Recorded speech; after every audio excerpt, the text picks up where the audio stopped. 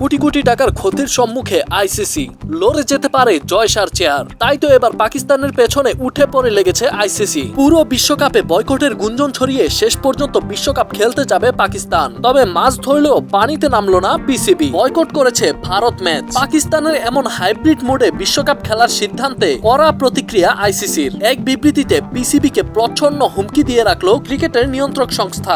ICC জানিয়েছে পাকিস্তান সরকারের বিশ্বকাপে আংশিক অংশগ্রহণের বিবৃতি নোট করেছে তারা। এই অবস্থান নাকি একটি বৈশ্বিক ক্রীড়া আসরের মৌলিক ধারণার সাথে সামঞ্জস্যপূর্ণ নয়। আংশিক অংশগ্রহণ টুর্নামেন্ট চেতনা ও পবিত্রতাকে ক্ষুণ্ণ করবে। হুঁশিয়ারি এখানেই শেষ নয়। আইসিসি বলেছে পাকিস্তান ক্রিকেট বোর্ডের এমন সিদ্ধান্তে নেয়ার দীর্ঘমেয়াদী ফল বিবেচনা করবে, কারণ এটি বৈশ্বিক ক্রিকেট ব্যবস্থার উপরও প্রভাব ফেলতে পারে। অর্থাৎ পাকিস্তান এই সিদ্ধান্তে অনড় থাকলে ভবিষ্যতে দ্বিপাক্ষিক সিরিজ বাতিল, বিশ্ব ক্রিকেট থেকে নির্বাসন সহ কঠিন শাস্তি দিতে পারে আইসিসি। আইসিসির এমন হুমকির পেছনে রয়েছে আর্থিক ক্ষতির বড় প্রভাব। বৈশ্বিক আসর মানি ভারত পাকিস্তান ম্যাচ, সেখান থেকে বিজ্ঞাপন সম্প্রচার সহ স্পন্সরশিপ, এক কথায় কারি কারি টাকার খেল। তাই আইসিসির মাথায় বাজ পড়ার মতোই অবস্থা।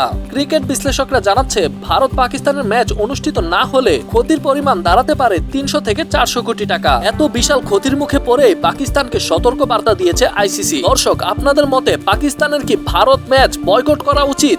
আপনার মতামত কমেন্টে জানান।